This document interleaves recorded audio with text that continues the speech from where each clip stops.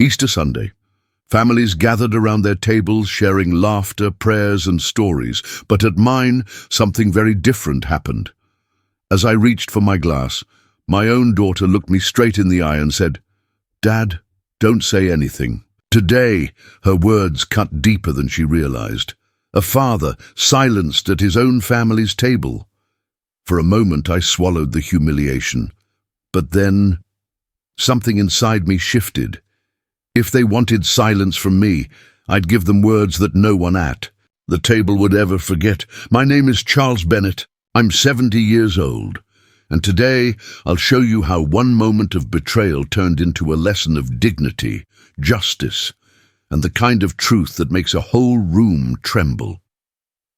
Before I share the whole story, I just ask one thing. Hit that subscribe button and tell me in the comments where you're listening from. Now, let me take you back to that Easter lunch when my daughter thought she could silence me, and instead unleashed the storm I had been holding inside. The dining room fell silent, 12 family members around my mahogany table, the one I'd built with my own hands 40 years ago. My daughter Jennifer sat directly across from me. Her manicured fingers wrapped around a wine glass that cost more than most people's weekly groceries. Her husband Marcus shifted uncomfortably beside her, those calculating eyes avoiding mine like they had for the past month. "Dad, please," Jennifer continued, her voice carrying that practiced tone she used when talking to difficult clients at her real estate office. "Today is about family, about peace. Let's just keep things light, okay? Keep things light." As if the weight of what I'd discovered 2 weeks ago could simply be brushed aside like crumbs from this very table. My granddaughter Emma, Jennifer's 16-year-old, looked between us with the confused expression of someone sensing adult tension but not understanding its source. My brother Robert and his wife Martha exchanged glances, clearly uncomfortable with the strange atmosphere that had settled over what should have been a joyous Easter celebration. I set down my water glass with deliberate precision, the crystal making a soft clink against the white tablecloth my late wife Sarah had embroidered with tiny Easter lilies. Sarah would have been horrified by what was happening at her table today, but Sarah wasn't here to see how our only daughter had grown into someone we wouldn't recognize. "You're right, Jennifer," I said quietly, my voice carrying across the room, with the authority that had commanded construction crews for 45 years. Today should be about family. I reached into the inner pocket of my navy blazer, the one Sarah had insisted I buy for special occasions. My fingers found the manila envelope I'd placed there this morning, sealed and weighted with the kind of truth that changes everything. Jennifer's eyes locked onto that envelope like a hawk spotting prey. The color drained from her face so quickly, I thought she might faint right there in her chair. Marcus noticed her reaction, and his own face went ashen, his hand instinctively reaching for his phone, as if he could somehow call for help against what was coming. "Since you've asked me not to speak," I continued, opening the envelope with methodical precision, "I thought I'd let someone else do the talking today." I pulled out a single sheet of paper, official letterhead visible to everyone at the table. My sister-in-law Carol leaned forward, curiosity overcoming her usual politeness. Uncle Henry stopped mid-chew on his honey ham, sensing that something significant was about to happen. "This," I said, holding up the document, "is from Sunset Manor Assisted Living Facility." Jennifer's wine glass slipped from her fingers. Red. Wine spreading across the white tablecloth like blood from a wound. Marcus actually stood up, his chair scraping against the hardwood floor with a sound like fingernails on a chalkboard. "It's confirmation of my enrollment," I continued, my voice steady despite the emotional earthquake happening inside my chest. "Effective next Monday, private pay, single occupancy, full care package." The silence that followed was deafening. You could have heard a pin drop in that room, except for the soft ticking of the grandfather clock in the corner, counting down the seconds until my family's world would never be the same again. You see, 2 weeks ago, I thought I was losing my mind, little things at first. My coffee mug moved from where I'd left it, important papers shuffled in my desk drawer. My reading glasses, missing from their usual spot on the kitchen counter. At 70, you start to wonder if age is finally catching up with you. If the sharp mind that built Bennett Construction from a single pickup truck into a $3 million enterprise was beginning to fade. Jennifer had been so helpful, so concerned about these little memory lapses. "Dad, maybe we should have Dr. Peterson take a look at you," she'd suggested just last month, her voice dripping with what I thought was genuine worry. "You've been forgetting things. Yesterday you couldn't remember where you put your car keys." Of course I couldn't remember, because Marcus had hidden them in the garage toolbox while I was in the shower. But I didn't know that then. The breakthrough came on a Tuesday afternoon. I'd driven to Home Depot for some screws to fix the loose handle on Sarah's jewelry box. When I returned, I heard voices in my kitchen, familiar voices that shouldn't have been there. I parked in the driveway instead of pulling into the garage, something that probably saved my sanity and possibly my life. Through the kitchen window, I could see Jennifer and Marcus sitting at my breakfast table, papers spread between them like generals planning a campaign. "The doctor's appointment is set for Thursday," Marcus was saying, his voice carrying that smug confidence he'd developed since marrying into what he thought was money. "Dr. Reynolds owes me a favor from when I helped him with that malpractice suit. He'll sign whatever assessment we need. Dr. Reynolds, not Dr. Peterson, who'd been my physician for 20 years and knew me better than anyone. Dr. Reynolds, a young doctor fresh out of residency who apparently had flexible ethics when it came to medical evaluations. And you're sure this will hold up legally?" Jennifer asked. "My daughter, my own flesh and blood, discussing my mental competency like I was a stock portfolio to be liquidated. Absolutely. Once we have documented cognitive decline from a licensed physician, getting power of attorney is just paperwork. Your father will be declared legally incompetent to manage his own affairs." I stood frozen behind my own kitchen window, watching. My daughter nod along to plans for my institutional imprisonment, the woman I'd rocked to sleep every night after Sarah's difficult pregnancy, the little girl who'd cried when I left for work trips and made me promise to bring her something special from every job site. "What about the business?" Jennifer continued, her voice taking on that calculating tone I'd been hearing more often lately. "How quickly can we liquidate Bennett Construction?" Marcus shuffled through the papers, pulling out what looked like real estate assessments and business valuations. "The company alone is worth $2.8 million. The properties, equipment, contracts, we're looking at close to $4 million total assets. $4 million. 45 years of 12-hour days, missed family dinners, weekends spent on job sites in the rain and snow, reduced to numbers on spreadsheets by the two people I'd trusted most in the world. And once he's in the facility," Jennifer asked. "Sunset. Manor costs $3,200 a month. Private pay, no Medicare involvement to complicate things. At that rate, even if he lives another 10 years, we're still talking about $3.6 million profit. Profit. They were calculating the profit margin on my remaining lifespan. I backed away from the window on legs that suddenly felt like they belonged to someone else. My hands shook as I fumbled for my car keys, needing to drive somewhere, anywhere, while I processed what I'd just witnessed. But as I sat in my truck at the end of my own driveway, something else began to replace the shock and hurt, something cold and methodical that reminded me why I'd been successful in business for nearly half a century. If Jennifer and Marcus wanted to play games with legal documents and medical assessments, they were about to learn that their father-in-law had been negotiating contracts and managing complex projects since before Marcus was born. They thought they were dealing with a confused old man. They were about to discover their mistake. That night, I called my attorney, James Morrison, a man who'd handled my business legal work for 20 years, not to sue anyone, not to press charges, but to make some very specific arrangements that would teach my daughter and son-in-law exactly what happens when you try to outsmart someone who's been building things to last since 1978. The first step was simple: research Sunset Manor myself. If they'd chosen my prison so carefully, I wanted to know exactly what kind of place they'd selected for dear old Dad.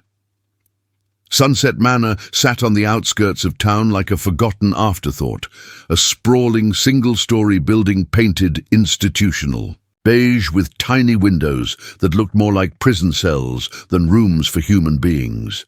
The parking lot was cracked asphalt with weeds growing through the gaps, and the landscaping consisted of a few struggling bushes that clearly hadn't seen a gardener's attention in months. I'd driven there the day after overhearing Jennifer and Marcus, telling myself I just needed to see what kind of place they'd chosen for me. The reality was worse than I could have imagined.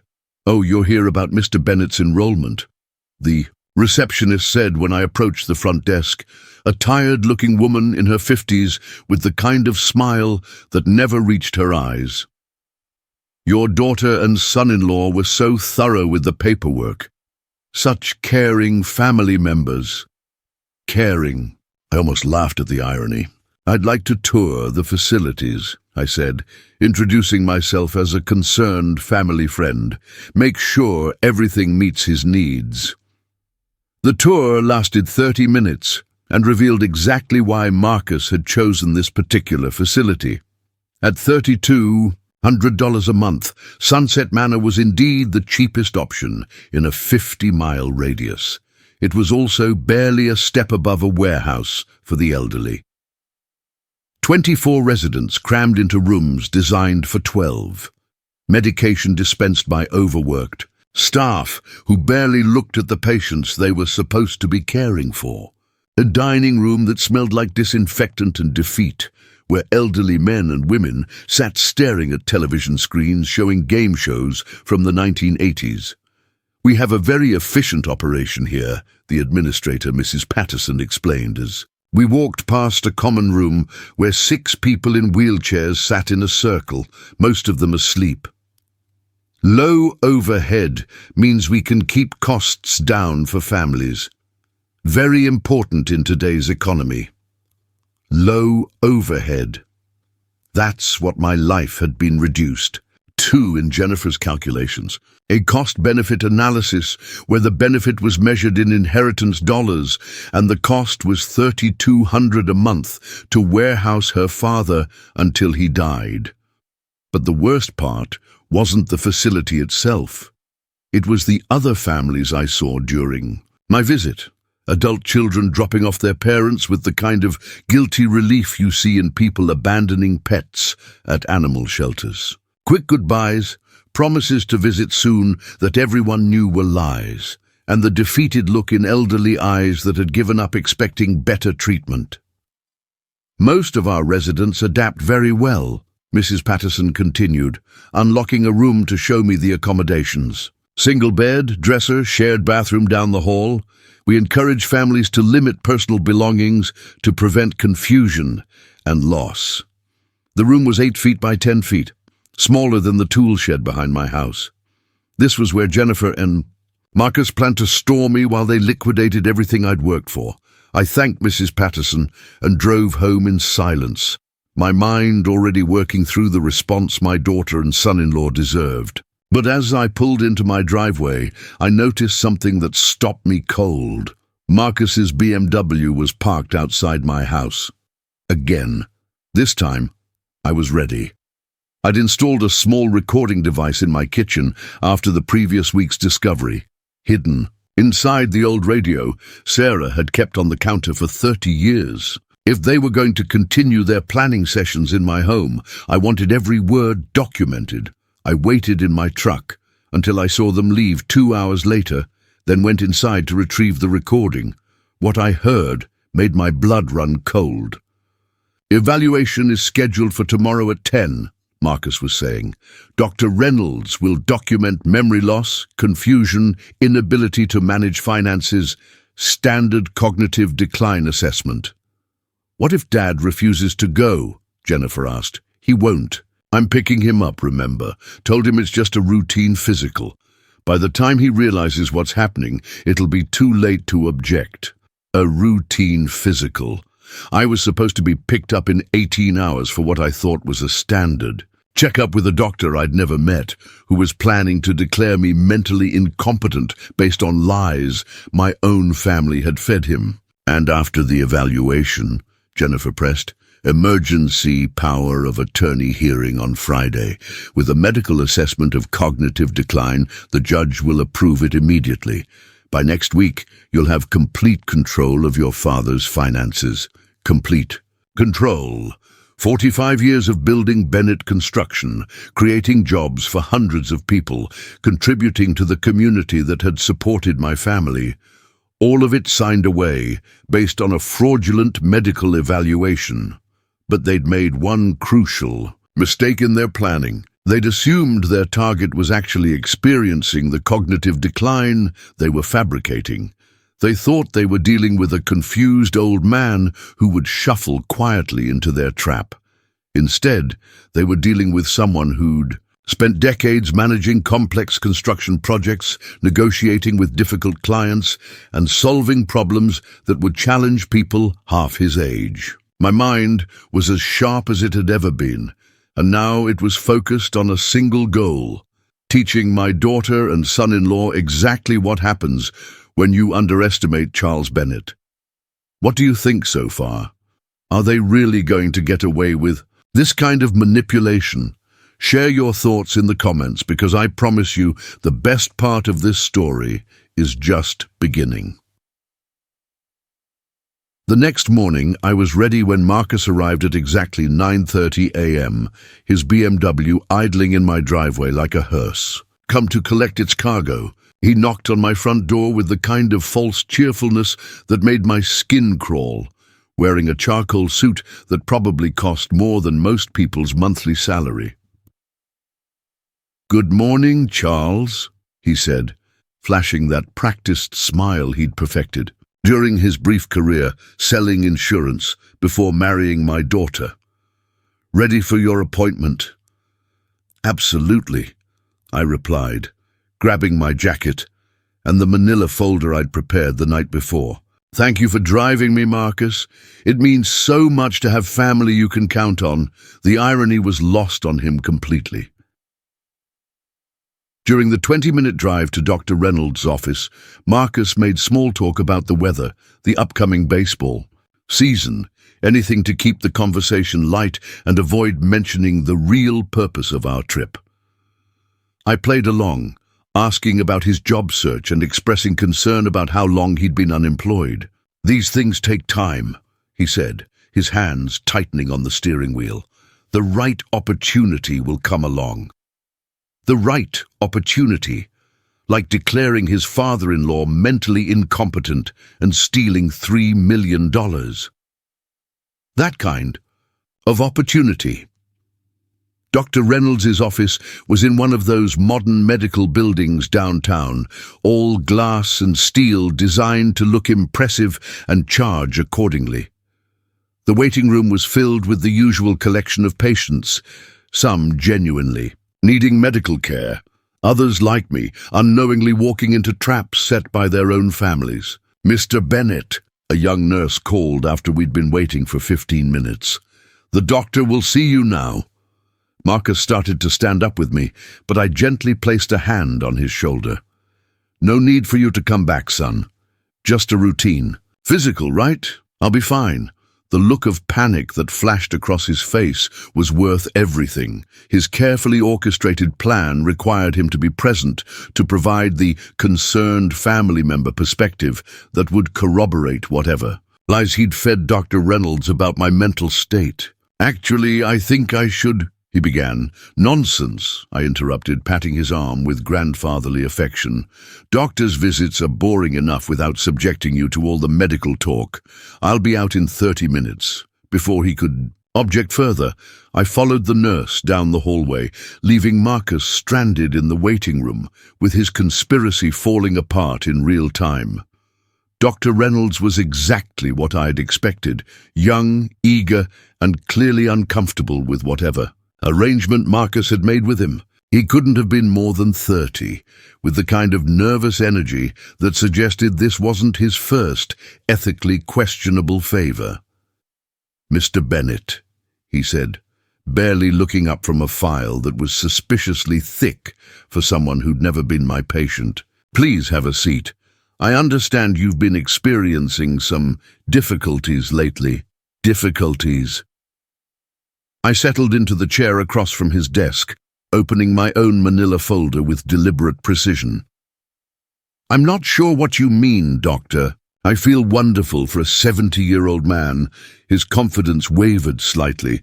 "Well, according to your family, there have been some concerns about memory issues, confusion, difficulty managing daily tasks." "Really?"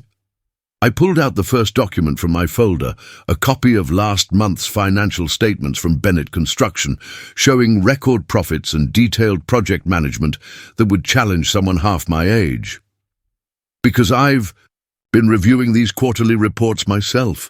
Perhaps you could point out where you see evidence of cognitive decline." Dr. Reynolds glanced at the documents, then back at his file, clearly realizing that the confused old man Marcus had described wasn't sitting in front of him. Well, perhaps we should start with some basic cognitive assessments," he stammered. "Excellent idea."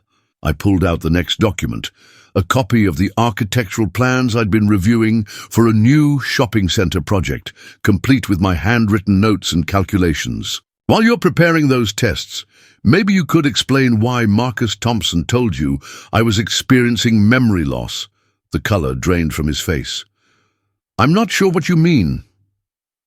"Doctor, I've been managing complex construction projects since before you were born. I know when someone is trying to manipulate a situation." I leaned forward, my voice taking on the authoritative tone that had commanded respect on job sites for decades. "The question is, are you going to be part of this fraud, or are you going to do the ethical thing?" For the next 20 minutes, Dr. Reynolds conducted the most thorough cognitive assessment of his career. Memory tests, problem-solving exercises, mathematical calculations, all of which I passed with flying colors while he grew increasingly uncomfortable with whatever deal he'd made with Marcus. "Mr. Bennett," he said finally, "your cognitive function is exceptional for someone your age. Better than most people decades younger." "I know." I gathered my documents back into the folder. "Now, what are you going to tell Marcus when he asks for your assessment?" Dr. Reynolds sat in silence for a long moment, weighing his career against whatever Marcus had promised him. Finally, his medical ethics won out. "I'm going to tell him the truth. That there's no evidence of cognitive decline or incompetence. That any previous discussions about alternative assessments were inappropriate." I stood up and shook his hand. "Thank you, Doctor. You've just saved yourself from making a career-ending mistake." When I returned to the waiting room, Marcus practically leaped out of his chair. "How did it go? What did the doctor say?" "Clean bill of health," I announced cheerfully. "Dr. Reynolds says my mind is as sharp as ever. Funny thing, though, he seemed to think you'd given him some different impression about my mental state." Marcus's face went through a fascinating series of expressions: confusion, panic, anger, and finally the desperate calculation of someone whose conspiracy had just collapsed. "I must have misunderstood something," he mumbled, leading me back to his car. The drive home was silent, except for the sound of Marcus's carefully laid plans crumbling around him. But I wasn't finished. Not even close. "Thank you all for staying with me so far. I can tell by the comments that you're as outraged as I was. But trust me when I say this, what happened next will restore your faith that sometimes justice does prevail." That evening, I sat in my home office surrounded by 45 years of business records, financial statements, and legal documents. But tonight, I wasn't reviewing contracts or planning construction projects. Tonight, I was building something entirely different, a comprehensive dossier on exactly what my daughter and son-in-law had been planning.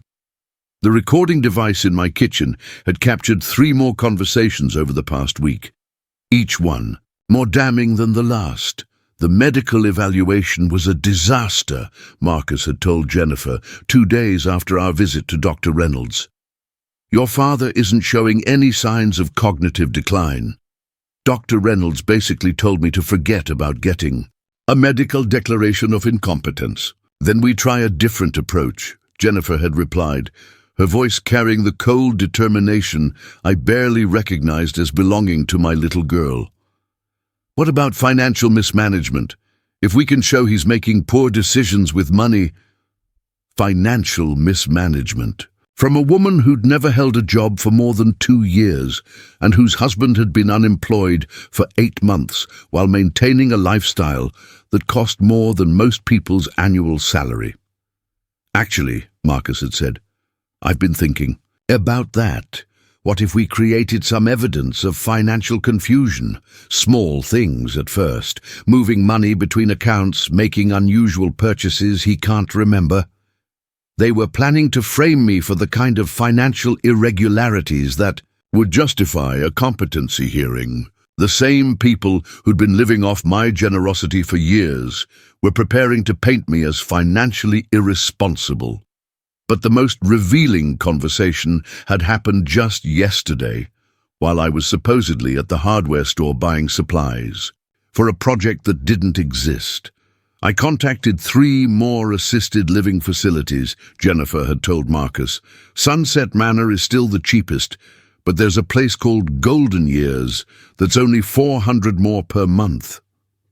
Absolutely not. Marcus had replied firmly, every dollar we spend on his care is $1 less in our inheritance. Sunset Manor is adequate. It's not like he'll be there very long anyway. Not very long. My own daughter discussing my remaining lifespan like it was an inconvenient delay in her financial planning. What about his health? Jennifer had asked. He's in remarkably good shape for 70. He could live another 10 or 15 years. Not at Sunset Manor, Marcus had said with the casual cruelty that made my blood run cold. The care there is minimal. Most residents don't last more than 2 or 3 years. It's actually quite efficient. They were counting on substandard medical care to accelerate my death so they could claim their inheritance sooner. I leaned back in my leather chair, the same one where I'd planned construction projects that employed hundreds of people and built homes that would shelter families for generations. Now I was using that same methodical mind to plan something entirely different. My phone rang, interrupting my research. James Morrison, my attorney.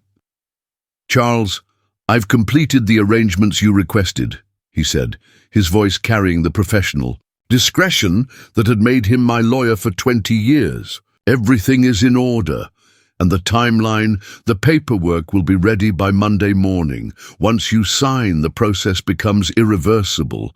Irreversible. Exactly what I wanted. There's one more thing, James. I need you to prepare a second set of documents. Financial disclosure statements for Jennifer and Marcus. Everything, bank accounts, credit cards, outstanding debts, employment history. That's going to be extensive research, Charles. Marcus Thompson has quite a complicated financial picture. How complicated? Credit card debt approaching $80,000, student loans still outstanding from law school, and there are some irregularities in his business dealings that might interest you. Irregularities. In my experience, that was lawyer speak for activities that wouldn't look good under scrutiny. Send me everything, James, and prepare a third document, a complete financial history of my support for Jennifer and Marcus over the past 5 years. Charles, may I ask what you're planning? I looked at the stack of evidence on my desk. Recordings, financial records, medical evaluations, assisted living facility brochures. Everything needed to destroy 2 people who thought they could destroy me. Justice, James. I'm planning justice. After I hung up, I walked to the kitchen. and made myself a cup of coffee, the same way Sarah used to make it, strong enough to wake the dead. As I sat at the breakfast table where my daughter and son-in-law had planned my institutional imprisonment, I made my final decision. They wanted to put me in Sunset Manor to steal my money and hasten my death. They thought I was a confused old man who would shuffle quietly into their trap. Tomorrow, I would show them exactly how wrong they were. But first, I had one more phone call to make. To Mrs. Patterson at Sunset Manor. Mrs. Patterson, this is Charles Bennett. I believe my daughter Jennifer enrolled me in your facility. Oh, yes, Mr. Bennett. We're expecting you Monday morning. Single room, private pay, full care package. Actually, I'd like to make some changes to that arrangement. Significant changes that I think will benefit all of your residents. What kind of changes, Mr. Bennett? I smiled, thinking about the conversation Jennifer and Marcus would have when they discovered what their dear old dad had done with his $3 million. The kind that will turn Sunset Manor into the finest assisted living facility in the state.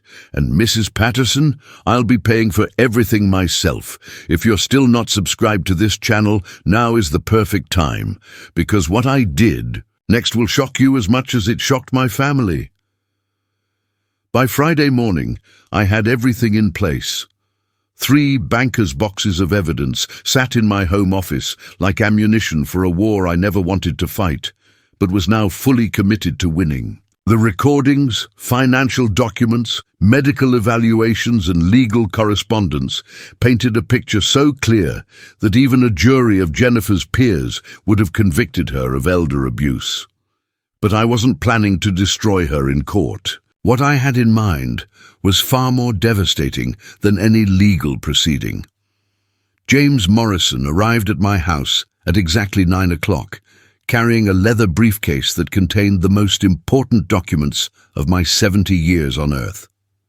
We sat in my living room, the same room where Jennifer had taken her first steps, where we'd opened Christmas presents for 30 years, where Sarah had taught our daughter to play piano on the old upright that still stood in the corner. "Are you absolutely certain about this, Charles?" James asked, spreading the papers across my coffee table. "Once you sign these documents, there's no going back." I've never been more certain of anything in my life. The first document was a complete transfer of ownership for Bennett Construction to the Charles and Sarah Bennett Foundation, a charitable organization I'd established that morning. $3 million in business assets, gone from Jennifer's potential inheritance in the stroke of a pen. The second document was even more significant. The deed to my house also transferred to the foundation, along with instructions for its conversion into a resource center for elderly abuse victims. The third document was a new will, replacing the previous version that had left everything to Jennifer.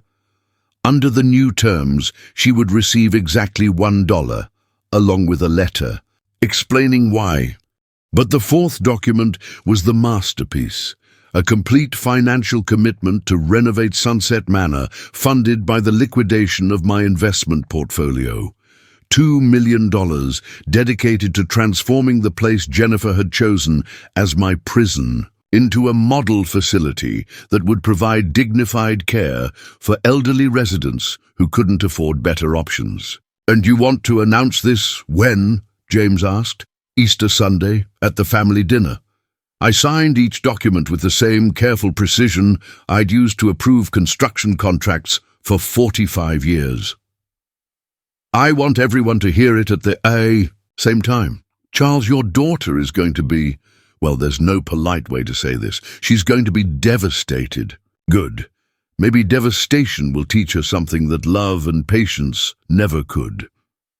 After James left, I spent the weekend preparing for Easter dinner with the methodical attention to detail that had made Bennett Construction successful.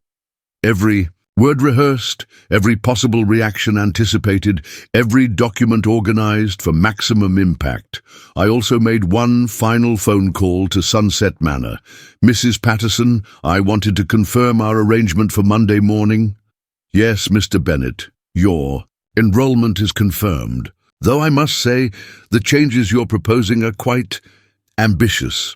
Mrs. Patterson, in 45 years of construction, I've learned that ambitious projects require ambitious funding.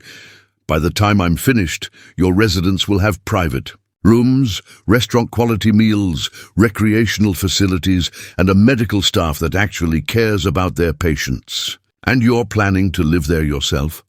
I am. Every dollar I spend on improvements will benefit me directly. It's the perfect motivation to ensure everything is done right. Sunday morning arrived with the kind of crisp April weather that made Easter feel like a celebration of renewal. I dressed carefully in my navy blazer, the one Sarah had always said made me look distinguished, and slipped the manila envelope into my inside pocket. As I prepared to leave for Jennifer's house, I stopped in front of Sarah's photograph on the mantel. After 35 years of marriage, I could almost hear her voice, offering the kind of gentle wisdom that had guided me through every major decision of my adult life. "What do you think, sweetheart?" I asked her picture. "Am I doing the right thing?" The answer came not from her photograph, but from my own conscience. Jennifer and Marcus had chosen to see me as an obstacle to their financial security, rather than a human being deserving of respect and dignity. They'd planned to warehouse me in a facility where elderly people went to die, forgotten and alone. Today, they would learn that their father and father-in-law was neither helpless nor foolish. Today, they would discover that Charles Bennett had one last construction project to complete, building a lesson in human decency that would last the rest of their lives. I locked my front door and drove toward Jennifer's house, the manila envelope riding in my jacket pocket like a loaded weapon. In 3 hours, my family would gather around a dining table for what they thought would be a pleasant Easter celebration. Instead, they were about to witness the most expensive education in ethics that money could buy. The irony wasn't lost on me. The same money Jennifer and Marcus planned to steal would now be used to help elderly people just like the man they'd planned to abandon. If you've stayed with me this far, you understand that this story isn't just about revenge, it's about justice. And sometimes, justice requires us to make choices that hurt the people we love, in order to save them from becoming people we can't recognize. Jennifer's house sat on Maple Street like a monument to suburban perfection.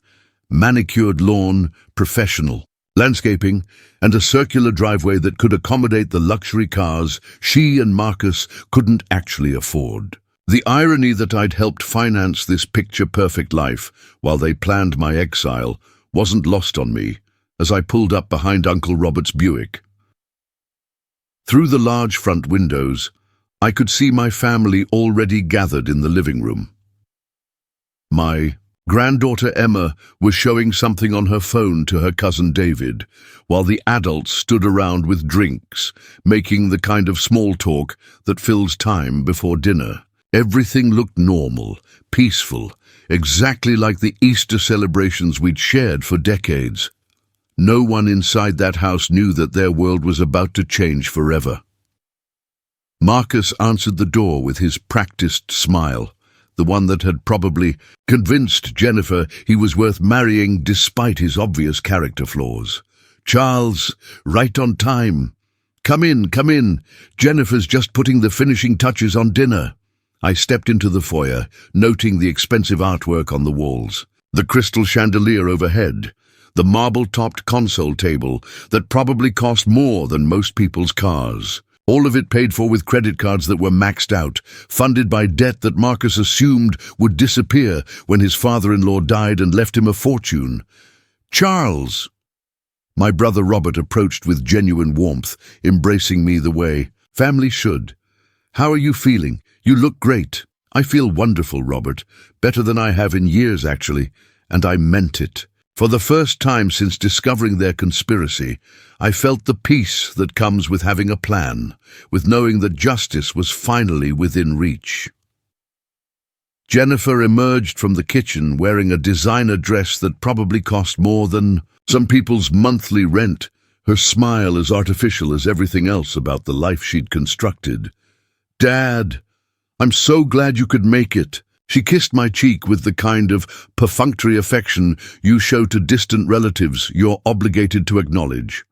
Gone was any trace of the little girl who used to run into my arms when I came home from work, who used to beg me to read her bedtime stories twice because once was never enough.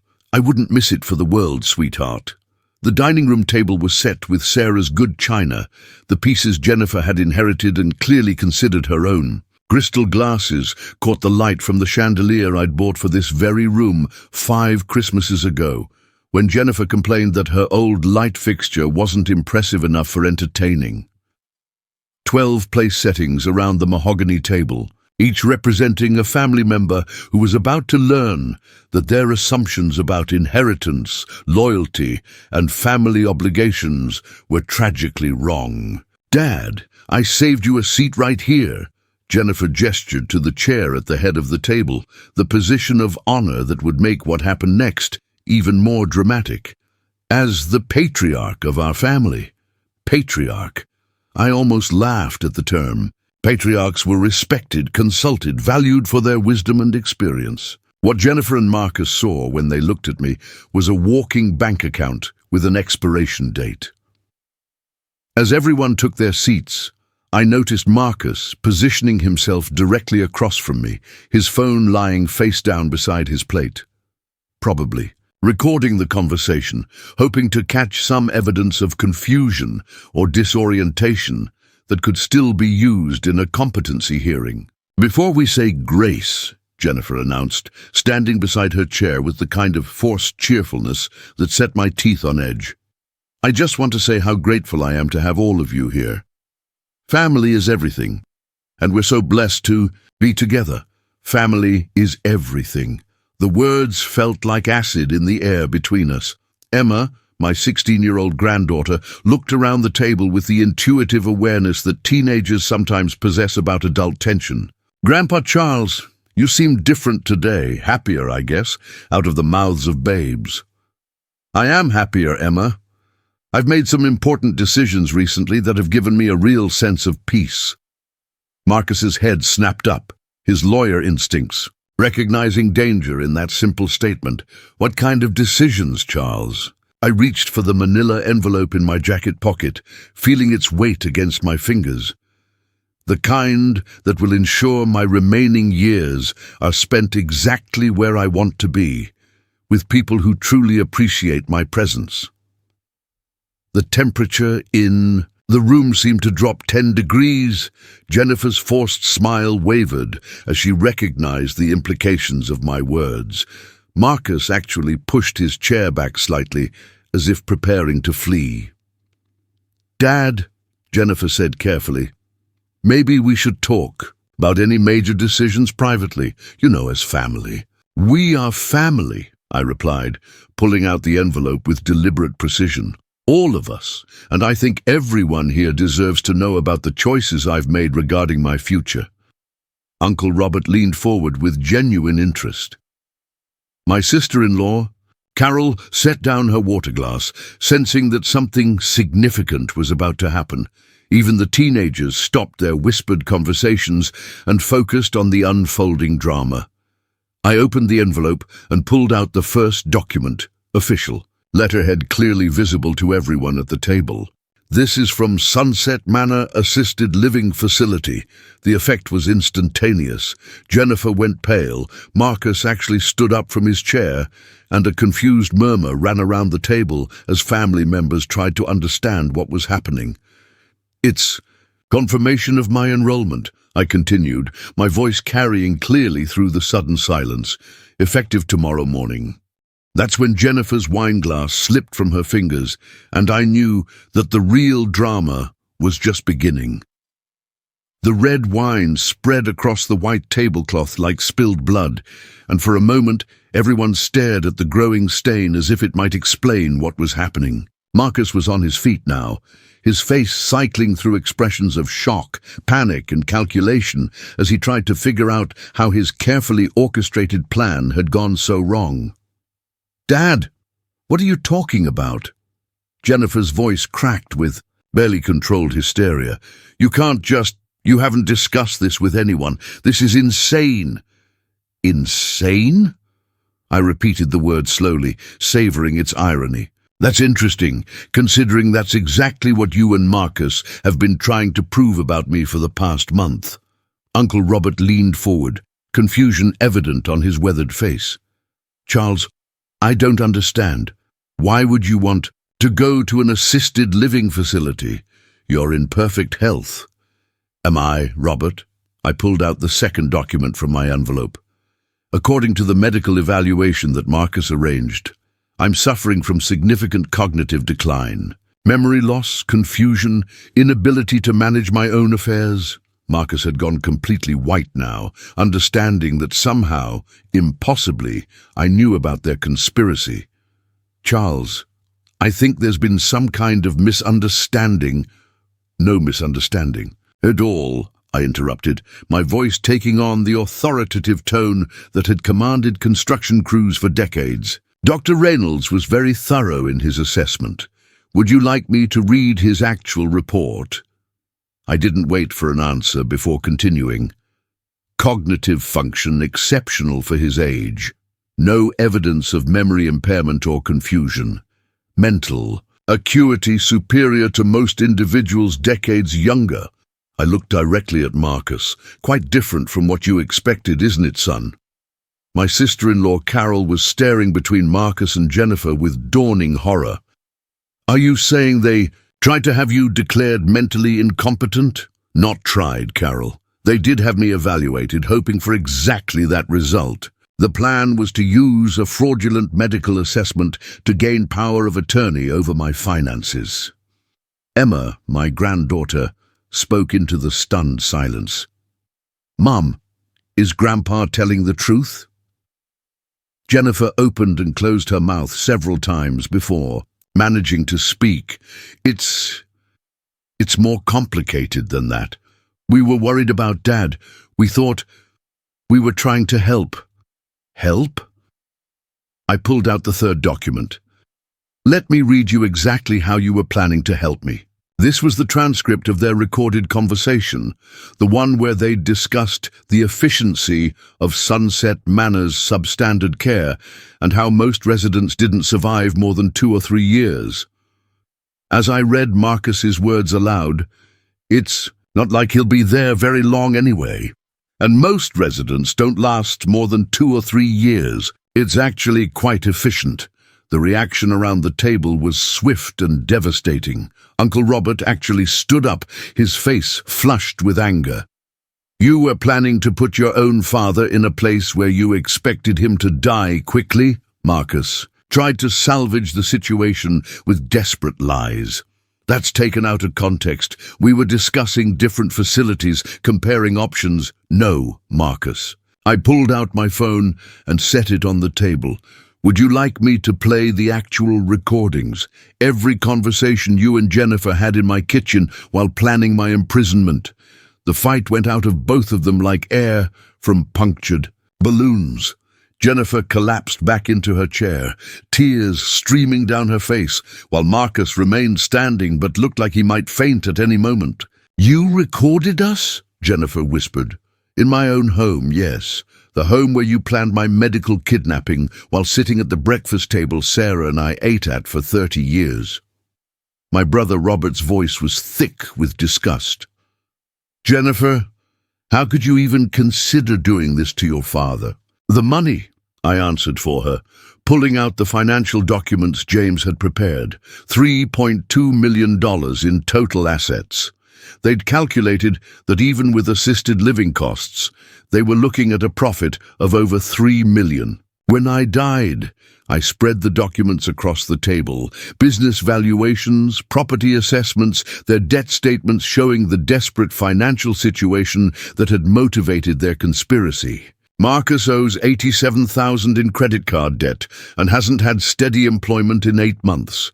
Jennifer's been living beyond her means for years, assuming she'd inherit everything when I died. I looked around the table at faces filled with shock and revulsion. They weren't planning to care for me in my old age. They were planning to profit from my death. Carol was crying now, holding her husband's hand as she processed the scope of the betrayal. Even the teenagers looked horrified, understanding that they were witnessing something that would change their family forever. But here's what they didn't. To count on, I continued, reaching for the final set of documents. They assumed they were dealing with a confused old man who would shuffle quietly into their trap. I stood up, commanding the attention of everyone at the table. Instead, they were dealing with someone who spent 45 years solving complex problems and building things that last. Marcus found his voice, though it came out as barely more than a whisper. "Charles, what have you done?" I smiled, thinking of Sarah and how proud she would have been of what I was about to reveal. "I've built something, Marcus. Something that will last long after I'm gone and will help people just like the man you planned to abandon. Tomorrow morning, I will indeed be moving to Sunset Manor, but not as the victim of your conspiracy." I pulled out the final document. As the facility's new owner and primary beneficiary of a $2 million renovation project that will transform it into the finest assisted living facility in the state. The silence that followed was absolute. You could have heard a pin drop in that room as 12 people processed what I'd just told them. The silence stretched for what felt like an eternity before Emma, my granddaughter, broke it with a question that cut straight to the heart of everything. "Grandpa, you're giving away all your money?" "Not giving it away, sweetheart. Investing it in something that will matter long after I'm gone." Marcus finally found his voice, though it came out strangled, with desperation. "Charles, you can't do this. That money, it's Jennifer's inheritance. It's our future. You're destroying our lives over a misunderstanding." A misunderstanding. I pulled out my phone again, finger hovering over the play button. Should I replay the part where you discussed how quickly I'd die at Sunset Manor? Or perhaps the conversation where you calculated your profit margin on my remaining lifespan? "Dad, please." Jennifer was sobbing now, her carefully applied makeup streaking down her cheeks. "We made mistakes. We were scared about money, about our future. But we never meant to hurt you. You planned to have me declared mentally incompetent, steal my business, and warehouse me in a facility where you expected me to die within 3 years. Which part of that wasn't meant to hurt me?" Uncle Robert stood up, his weathered face hard with disgust. "Jennifer, I've known you since you were born. I watched your father work himself to exhaustion providing for your family. And this is how you repay him?" "Robert, you don't understand," Jennifer began. "I understand perfectly," my brother interrupted. "You saw dollar signs instead of a father. You treated him like an obstacle to overcome, rather than a person deserving respect." Carol was shaking her head in disbelief. "The planning involved, the medical appointments, the legal arrangements, this wasn't a moment of weakness, Jennifer. This was calculated elder abuse." Marcus tried one last desperate gambit. "Charles, think about Emma. Think about David. You're destroying their college funds, their future security." I looked at my granddaughter, seeing in her face the same intelligence and moral clarity that had once shone in her mother's eyes before. Greed clouded them. "Emma, what do you think? Should I have allowed your parents to steal my money and abandon me to die alone?" My 16-year-old granddaughter met my gaze steadily. "No, Grandpa. What they planned was horrible. You're doing the right thing." Even the teenagers understood what their parents apparently couldn't, that some things matter more than money. "The Bennett Construction Company is now owned by the Charles and Sarah Bennett Foundation," I continued, pulling out more documents. "It will continue operating, employing the same people, building homes and commercial projects. But the profits will fund programs for elderly abuse prevention and high-quality senior care. And this house," I gestured around the dining room where we'd shared so many family celebrations, "also transferred to the foundation. It will become a resource center where families can get counseling and support to prevent situations like this one." Marcus was pacing now, running his hands through his hair like a man watching his world collapse. "You're insane. You're destroying everything out of spite." Spite? I stood up, my voice carrying the authority that had commanded respect for 7 decades. "Marcus, I'm 70 years old. I've built a successful business, raised a family, contributed to my community for nearly half a century. Did you really think I'd reach this age without learning to recognize predators?" I walked around the table, stopping directly in front of Jennifer. "Sweetheart, I know you weren't born evil. Somewhere along the way, you lost sight of what actually matters. Maybe this will help you find it again." "Dad, please," she whispered, reaching for my hand. "Don't do this. We can work something out. We can fix this." I gently pulled my hand away. "It's already fixed, Jennifer. Tomorrow morning, I'll move into a facility where I'll be surrounded by people who understand what it means to be abandoned by their families, and I'll spend every day making sure they receive the dignity and care that every human being deserves." "But you'll have nothing left," Marcus protested. "No money, no property, no inheritance to leave your family." "Wrong again," I replied, pulling out the final document. "I'll have something much more valuable than money.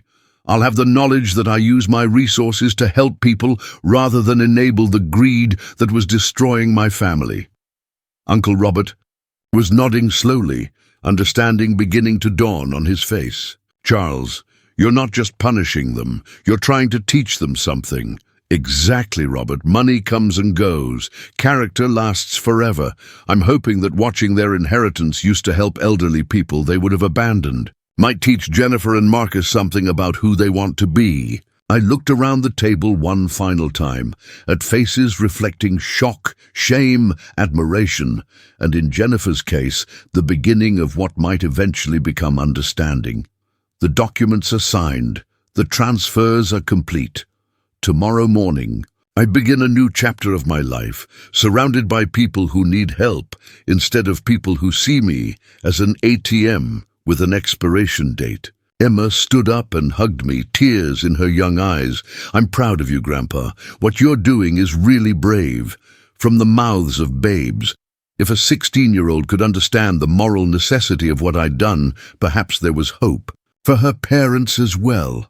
As I prepared to leave Jennifer's house for the last time as a wealthy man, I felt lighter than I had in months. The weight of their conspiracy, their betrayal, their casual discussion of my death as a financial opportunity, all of it was finally lifted from my shoulders. Tomorrow I would wake up in a small room at Sunset Manor. But unlike the warehouse, for the elderly that Jennifer and Marcus had chosen for me, it would be a place transformed by love, respect, and the kind of dignity that money could buy when it was spent with wisdom rather than greed.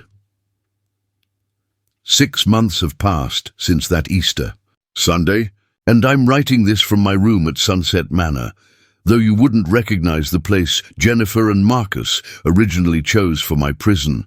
The transformation has been remarkable. Where once there were crowded rooms and overworked staff, we now have private suites with full bathrooms, a dining room that serves restaurant-quality meals, and a medical team that actually knows each resident by name.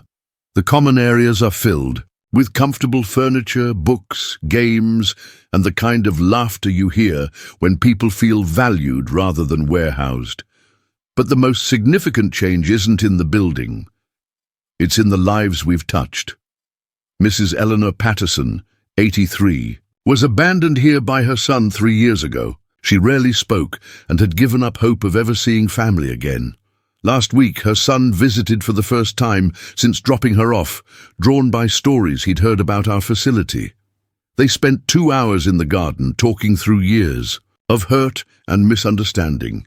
Mr. James Rodriguez, 78, was a veteran who'd been forgotten by everyone except the monthly Social Security check that paid for his care. Now he leads our weekly discussion group, where residents share their stories, their wisdom, and their hope with younger volunteers who come to learn from people who've lived full lives. These are the dividends from my investment, not dollars and cents, but human dignity restored and families reconnected.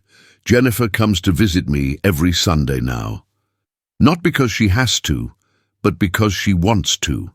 The first few visits were awkward, filled with apologies and tears and desperate attempts to somehow undo what she'd done. But gradually, something beautiful has emerged from the wreckage of our relationship.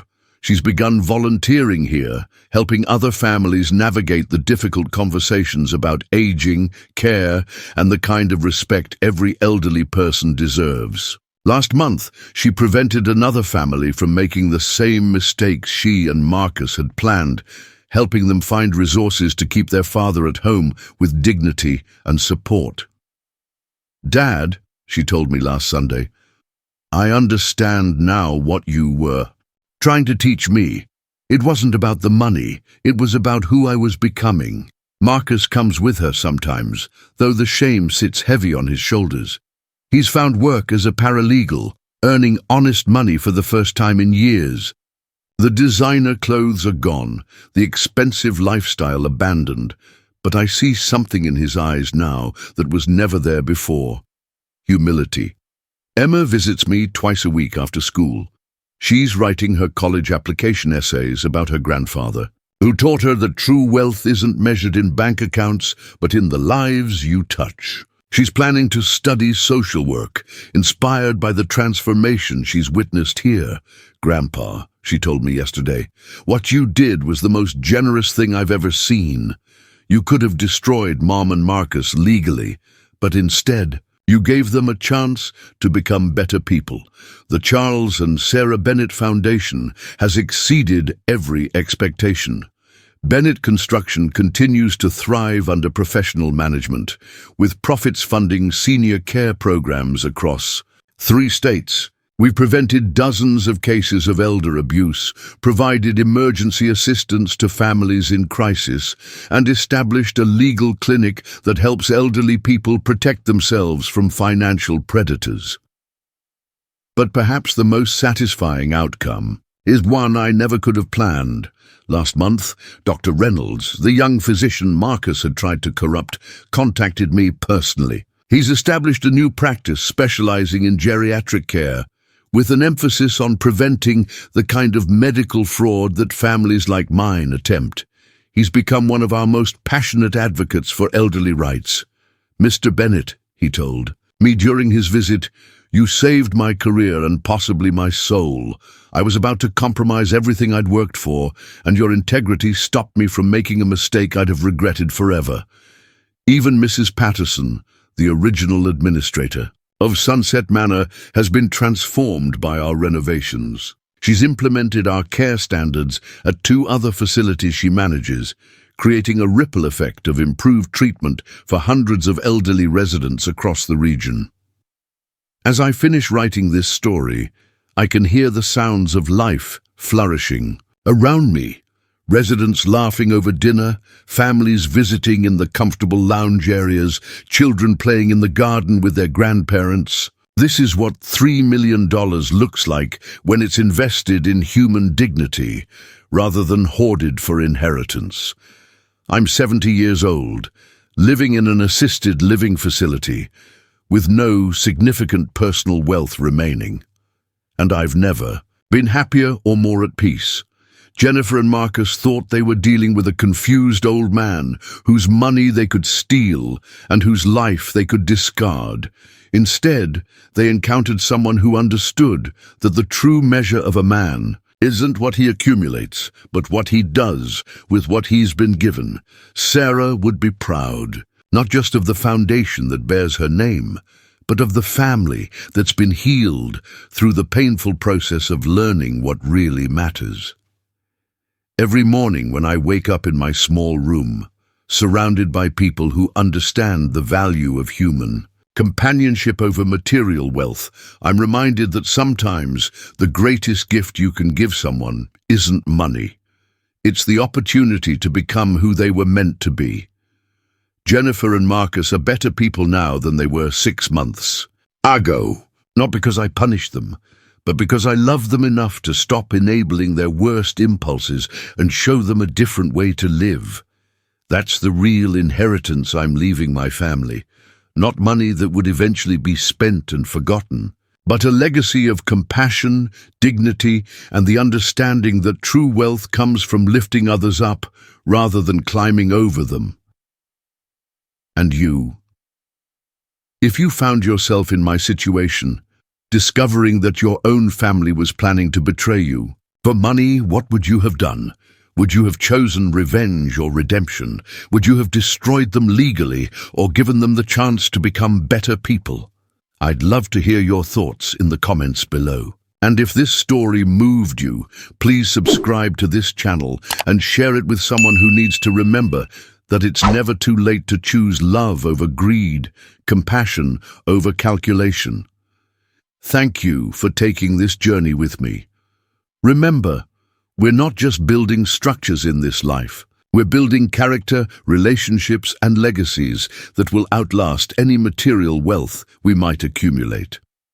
The next story I'll share with you is about a woman who discovered her son's shocking secret, and how her response changed not just their relationship, but an entire community. Click on the video to your left to hear how one mother's love conquered what seemed like an impossible situation. Until then, remember that every day gives us new opportunities to choose who we want to be. Choose wisely.